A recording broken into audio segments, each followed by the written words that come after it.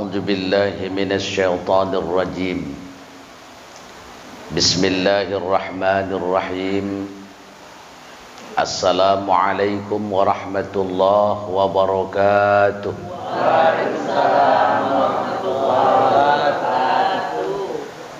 Alhamdulillah wa syukurillah. Wassalatu wassalamu ala Rasulillah Muhammadin bin Abdillah wa la hawla wa la quwwata illa billah.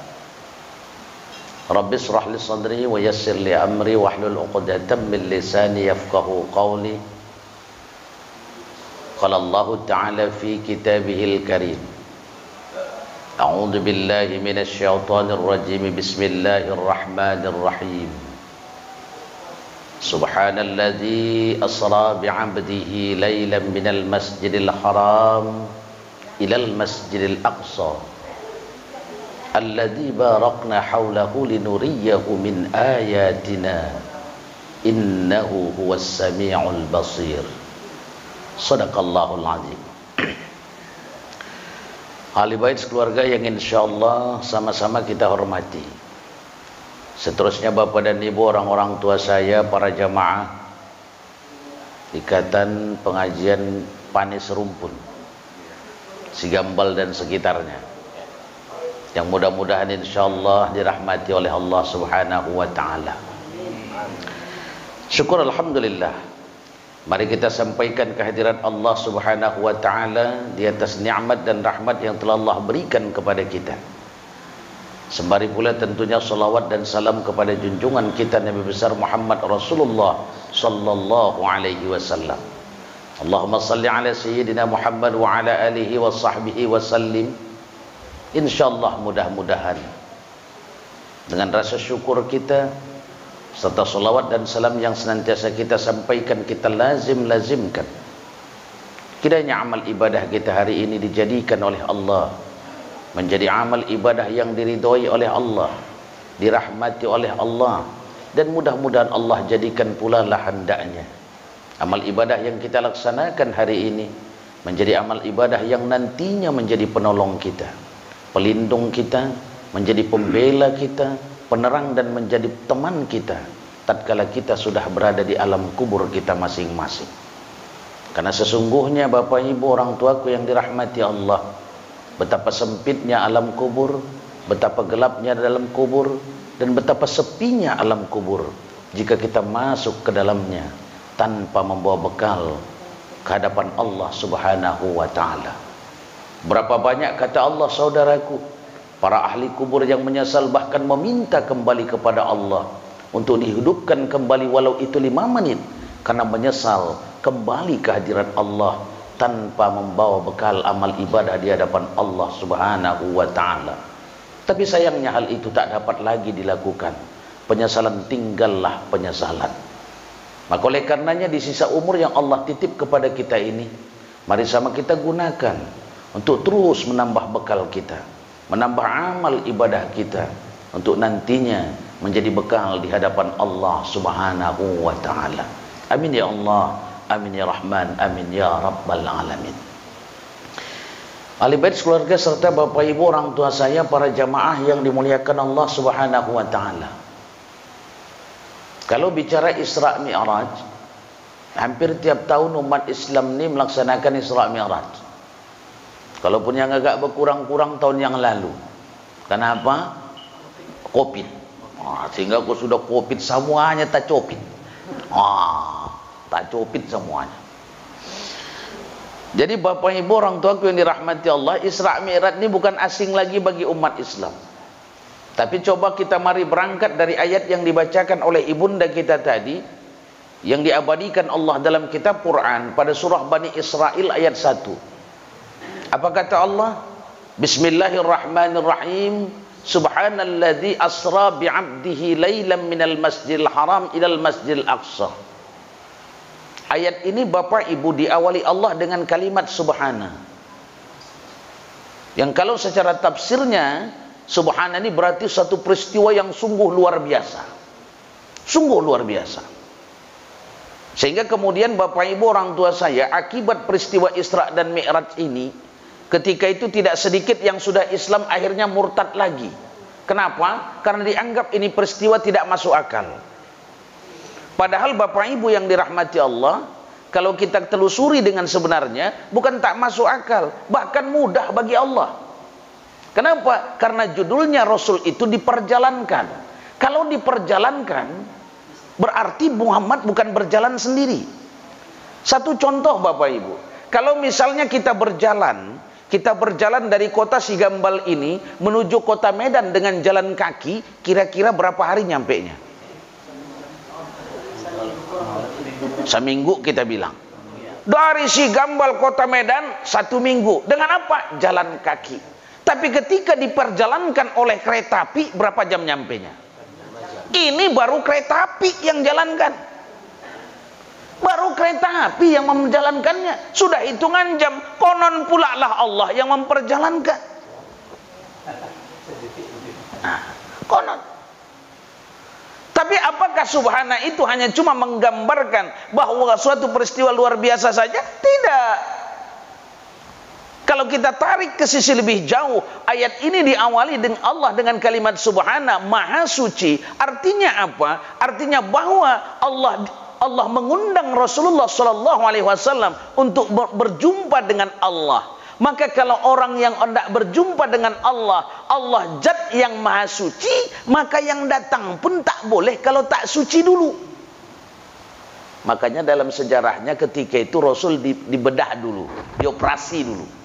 Dibedah dadanya, dibuang kotoran-kotoran dalam hatinya, dimasukkan nur-nur Islam ke dalamnya. Kenapa? Karena Muhammad akan berjumpa dengan yang maha suci, maka Muhammad pun suci terlebih dahulu. Begitu juga kita.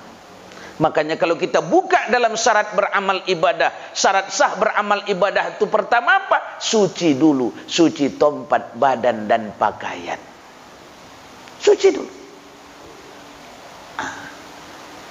Makanya Bapak Ibu orang tuaku yang dirahmati Allah Subhanahu wa taala, orang bersih belum tentu suci, tapi kalau orang suci sudah pasti bersih. Sudah pasti. Makanya kalau pemerintah sekarang bicara bersih-bersih, katanya Islam sudah ngajarkan dari dulu.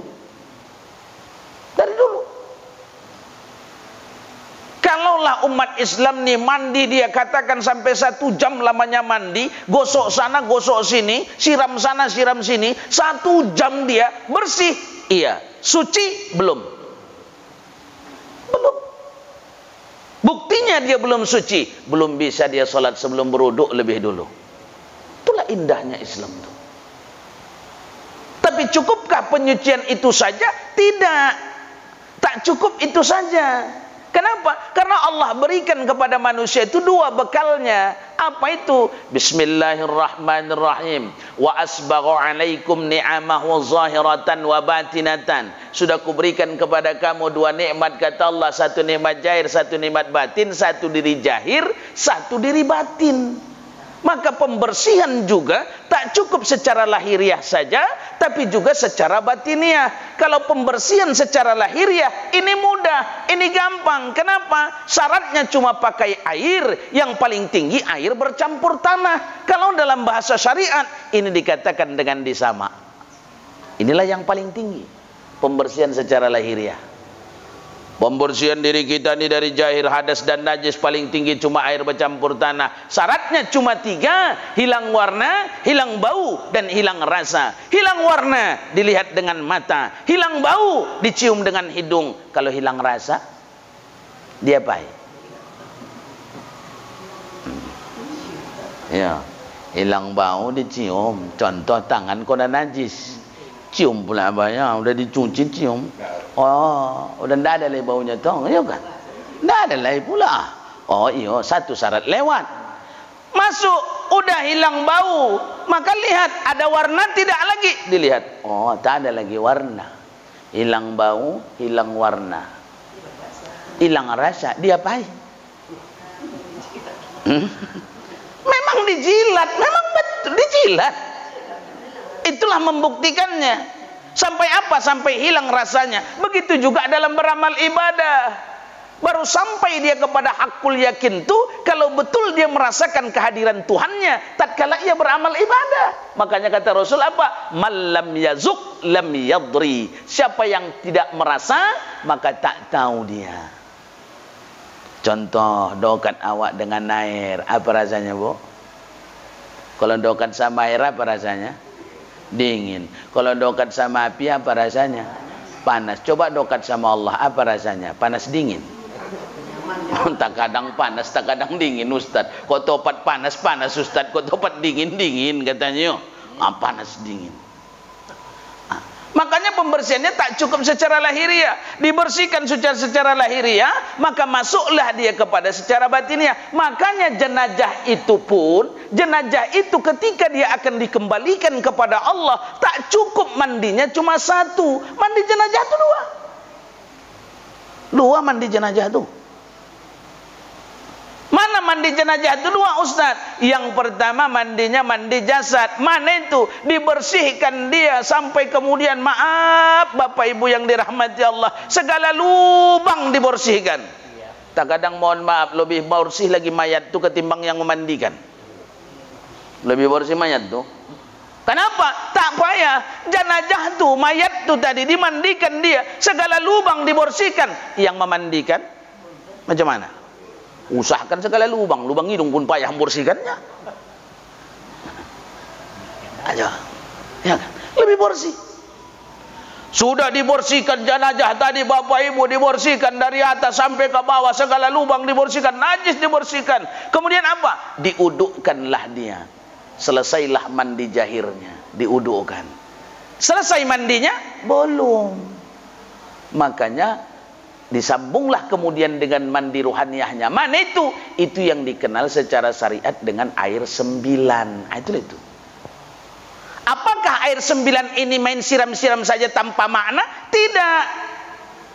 Apa makna air 9 itu? Makna air 9 itu mengangkat dosa maksiat dari 9 tempat dosa yang ada pada dirinya. Mana yang 9? Matanya, telinganya, hidungnya, mulutnya, tangannya, kakinya, perutnya, kemaluannya, dan hatinya. 9. Namanya yang meninggal nih Bapak Ibu manusia biasa. Tentunya matanya pernah salah memandang. Salah memandang. Terkadang yang tak cocok dipandanginya. Macam mana lah Ustaz, katanya pula itu. Ku tengok dosa. Tapi kalau tak ku tengok, kan kamu juga menjawabnya. Kamu juga, bukan pelaku. Tengok kepingin juga. Aku Ustaz tabarnya Ustaz. Kok kan yang Ustaz, kalau pandang pertama rajokinya itu Ustaz. Iya, pandang pertama betul itu rajoki. Kenapa? Karena terpandang. Artinya tak disengaja. Iya. Terpandang pula namanya. Iya kan? Kalau terpandang tak berdosa. Pandang kedua kata Rasul menjadi dosa. Iya, kenapa? Bukan lagi terpandang, tetapi apa? Dipandang. Beda dia sudah. Iya. Iya kan? Kalau pertama dia terpandang, maka yang kedua dipandang. Apalagi kalau sempat ditambah huruf I di belakangnya, makin parah. Dipandangi, makin kacau itu. Oh, makin panjang ini dia.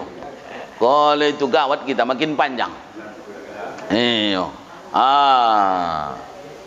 Salah memandang.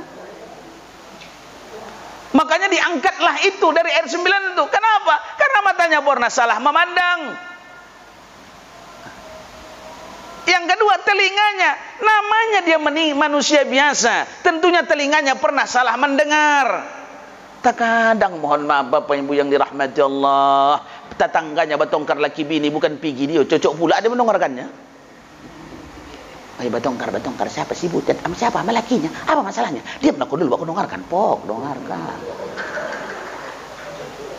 Wih, mangamuk si butet. Habis dicakarinya lakinya, dijambainya. Wih, ku tengoklah kepala waktu berguyang-guyang ditarinya katanya. Wah, parah sampai begitu parah. Begitulah. Apa masalahnya? Apalagi udah kawin lagi-lakinya katanya, coba. Tahu jadi masalah rumah tangga orang. Coba. Salaman dongar. Iya kan Ibu? Salaman dongar. Seterusnya dosa hidung.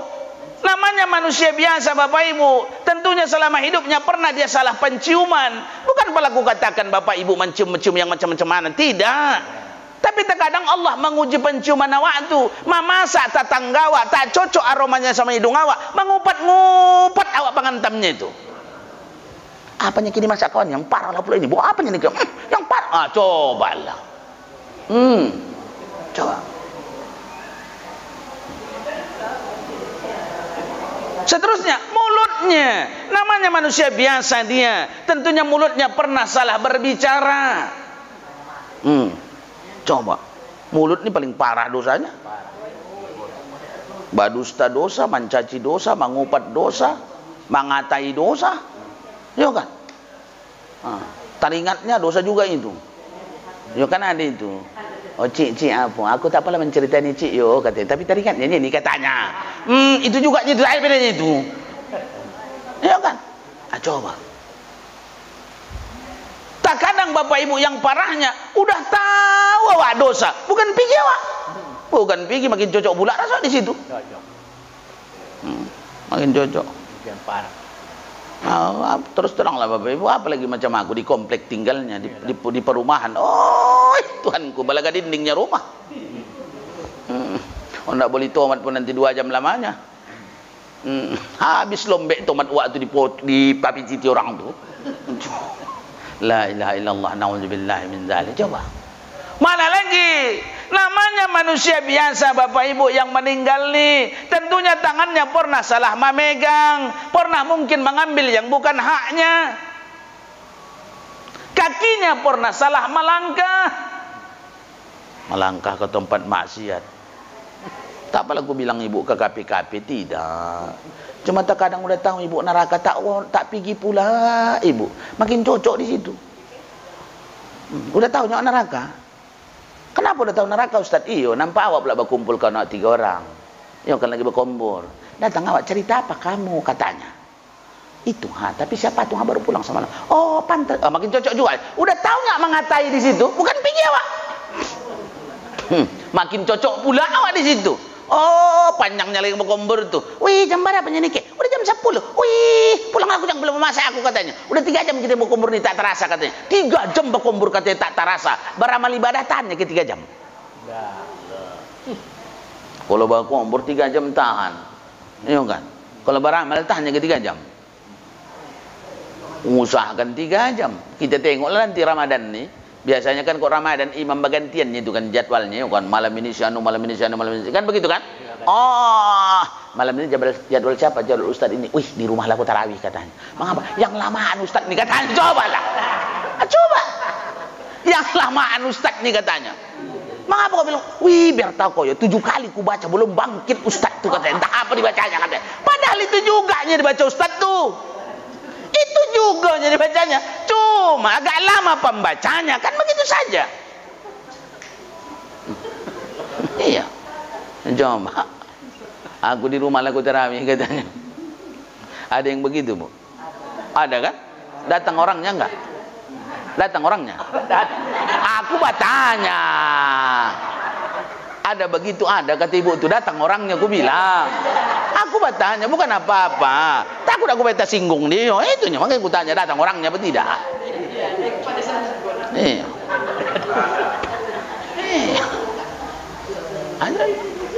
Iya.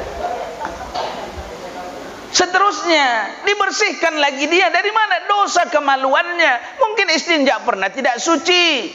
Satu ketika Rasul lewat dari sebuah makam, dia turun dari kudanya, dia patahkan pelepah kurma, dia letakkan ke atas makam. Sahabat tanya, ya Rasul apa yang kau lakukan? Ini ahli kubur sedang diajab Allah. Apa salahnya Rasul? Nih manusia waktu di dunia buang air tanpa istinja katanya.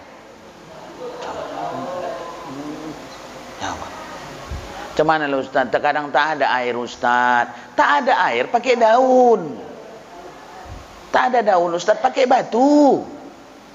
Tak ada batu Ustaz, di mana buang airnya itu sampai yang 3 itu tak ada lagi? Di mana buang airnya itu? Paling 3 itu tak ada air, tak ada daun, tak ada batu, tak ada. Di mana itu? Ayo kan? Coba Bapak Ibu yang dirahmati Allah Subhanahu wa taala. Seterusnya dosa perut. Dibersihkan lagi. Kenapa? Makanan tak tentu halal haram pernah masuk ke dalam perutnya. Seterusnya, dibersihkan lagi yang ke-9. Dari mana? Dosa maksiat hatinya. Mungkin selama hidup pernah ada irinya, dengkinya, sombongnya, takabburnya. Inilah yang diangkat dari R9 itu. Pembersihannya itu. Itulah makna R9 itu. Makanya Bapak Ibu yang dirahmati Allah Subhanahu wa taala, pembersihan itu tidak cukup secara lahiriah saja. Maka bagi yang hidup juga demikian. Kalaulah jenazah itu saja mau menghadap kepada Allah, mau dikembalikan kepada Allah, begitulah bersihnya dibuat, bagaimana pula kita yang hidup hendak mengabdi kepada Allah? Bukankah Rasul katakan beribadahlah kau seolah-olah kau mati? Ya, lalu apa bedanya kita dengan jenazah?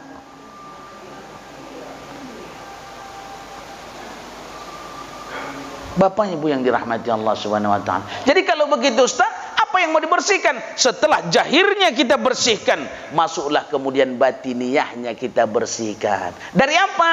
Pertama, dosa maksiat yang kita lakukan sejak dari akil baligh sampai saat sekarang ini. Wa fi anfusikum afala tubsirun. Coba introspeksi diri masing-masing. Dari mulai akil baligh sampai saat sekarang ini, sudah berapa banyak dosa maksiat yang kita lakukan? Maksiat mata, maksiat telinga, hidung, mulut, tangan, terus setiap hari menghasilkan dosa kepada kita. Namanya Bapak Ibu terus menerus. Sementara Allah perintahkan wasari'u wasari'u wasari'u, segera kata Allah mohon ampunan datang awak, alah nantilah. Ada pula kebiasaan umat Islam nih, alah nantilah itu urusan dosa nanti Idul Fitri lah maaf-maafan, katanya pula itu dibiarkan pula panjang setahun dosa itu. Padahal Bapak Ibu contoh, kalau misalnya dinding rumah nih baru diplaster dia, baru disemen lah, baru disemen nih, baru diplaster, lalu kita ambil air, kita siram, luntur tidak? Luntur. Begitu juga lah dosa manusia itu, makanya disuruh Allah segera mohon ampun. Ketika dia baru terlaksana dosanya, kemudian segera mohon ampun, tak ubah bangunan tadi yang disiram air tadi, dilunturkan oleh Allah. Tapi ketika dibiarkan berlarut-larut, tak ubah dinding tadi. Coba biarkan semen itu kalau sudah diplaster dia, biarkan dulu 1 hari, siramlah pakai air, luntur dia. Usahakan pakai solang awak mengapanya, ya kan, takkan luntur dia. Akhirnya dia baik, dipahat baru hancur dia. Makanya begitu juga lah hati manusia itu yang pada akhirnya menjadi hijab pada hatinya. Menjadi hijab dia, menjadi tabir, menjadi antara dirinya dengan Tuhannya. Bapak Ibu orang tua saya yang dirahmati Allah Subhanahu wa taala, makanya kan disuruh Allah, wasari'u ila maghfiratin min rabbikum wa jannatun arduhas samawati wal ard wa'iddat lil muttaqin. Segera kata Allah menuju jalan ampunan Tuhanmu itu. Jangan tunggu, jangan tunda. Jangan tunda. Kenapa? Pertama Bapak Ibu, disuruh Allah kita jangan tunda-tunda mohon ampun itu karena tidak tahu awak kapan awak mati. Tidak tahu kita. Maka disuruh Allah. Bapak Ibu yang dirahmati Allah Subhanahu wa taala. Makanya kalau kita buka hadis Rasul tuh, Rasul saja yang maksum, yang dijamin diampunkan dosanya, dijamin ahli surga, mohon ampunnya lebih banyak ketimbang kita yang belum ada jaminan sama sekali. Kalau dibuka hadis Rasul tuh paling sedikit 1 hari 1 malam tuh 100 kali, paling sedikit pula itu. Dia maksum, yang dijamin. Awak siapa menjaminnya? Atau ada yang pernah datang ke rumah? Assalamualaikum, waalaikumsalam. Siapa kau? Jibril. Nak menyampaikan apa kau? Pesan Allah. Apa pesannya? Kau dah ahli surga. Kau kata ada yang datang? Aku datang ke rumah aku. Jangan assalamualaikum Ustaz, waalaikumsalam. Aku bilang mohon bantuan Ustaz nak mirat kami katanya. Ya si Jibril namanya. Bukan aku bilang malaikat yo. Jangan pada salah kamu jangan. Namanya si Jibril lah. Iya. Datang Jibril ke rumah gua. Ya bukan malaikat ku bilang. Jangan nanti kamu bilang, jangan aku datang enggak pula aku nanti macam siapa itu. Mengaku-ngaku menurunkan Jibril katanya. Ya kan? Aku bayar enggak. Si Jibril namanya. Minta sumbangan. Lagi apa kawannya itu si Mikail, ada juga itu. Ada. Iya Bapak, namanya bukan bala malaikatnya dah. Indah. Bapak orang tua yang dirahmati Allah Subhanahu wa taala. Jadi enggak apa namanya? Rasul saja yang sudah dijamin lebih banyak mohon ampunnya. Awak berapa kali? Anda sholat 3, habis sholat 3, 6 kali 5 sholatnya baru 30. Itu pun kalau 5 pulaknya sholatnya. Kalau 4, kalau 3 kurang lagi. itu jangan-jangan model-model mingguan pula sholatnya itu. Model-model mingguan. Kok laki-laki Jumat saja, kalau ibu-ibu pas di wirid saja. Model mingguan dia. Jangan. Coba. Makanya Rasul itu lazim terus dimohon ampun. Padahal dia masum. Indah lalu awak yang panjang istighfar itu yang pendek. Kenapa lah suka dibilang Allah? Oh hamba-hambaku, panjang-panjang istighfar kamu buat yo kata Allah. Tak apalah. Allah tak apalah pernah paksa kita dalam beramal ibadah suka yang panjang-panjang. Tidak. Tak bisa yang panjang yang pendek. Astaghfirullahaladzim alladzi la ilaha illa huwal hayyul qayyum wa atubu ilaih. Panjang kali Ustaz, kok kepala 100 lama itu Ustaz. Bisa potong? Bisa. Potong sedikit. Astaghfirullahaladzim. Habis itu. Bisa potong lagi Ustaz? Bisa, sedikit lagi kita potong. Astaghfirullah. Sampai situ. Bisa potong lagi Ustaz? Tak tahu lagi aku. Apa lagi potongnya lagi? Jadi kalau mohon maaf Bapak Ibu yang dirahmati Allah, astagfirullah, astagfirullah, astagfirullah, astagfirullah, astagfirullah, astagfirullah. Kok pala 100 berapa lama lah itu? Berapa lama? Makanya disuruh Allah. Tanya-tanya. Biasanya asar berjamaah ini enggak? Oh ya. Berarti udah siap lagi ini. Iya. Udah siap lah ya. Udah azan. Bapak yang dirahmati Allah Subhanahu wa taala. Tadi sebenarnya mohon maaf Bapak, copatnya kami datang sama Ustaz Aman tadi. Cuma putar-putar kami dari kota Sigambal tuh, mencari alamatnya ini. Bertiga kami sama Ustaz nih, buat putar-putar kami. Iya. Tanya juga lah Ustaz Aman. Aku pun Ustaz 12 tahun yang lewat kemari katanya. Tak ingat aku lagi kata Ustaz Aman pula. Mak kacau kami, aku pikir Ustaz Aman mengundang aku, dia pun tak tahu alamatnya, aku pikir juga lah. Putar-putar lah kami sampai ke sana, ke kota sana. Balik. Oh kalau Ustaz Aman, tak berapa kali putar-putar udah. Baru dapat Ustaz Aman. Oh Ustaz sananya Ustaz dekat Kimia Par apa katanya, dekat apotik sana katanya. Baru balik. Udah hilang judulnya Ustaz, tak ada lagi gang pendannya katanya. Kata Ustaz Aman tadi. Makanya balik kami banyak putar-putar kami tadi. Makanya lama. Sebenarnya banyak copatnya kami datang tadi Ustaz Aman tadi. Copat kami datang. Tapi begitulah memang kalau ketetapan Allah itu dah. Oh ndak awak copat bayar. Allah tahu ndak rubahnya. Bapak Ibu yang dirahmati Allah Subhanahu wa taala. Satu, pembersihan batiniahnya dari dosa maksiat. Yang kedua pembersihan batiniahnya dari apa? Kalau tadi dosa maksiat, yang kedua pembersihan batiniahnya dari penyakit-penyakit batiniah, penyakit-penyakit hati.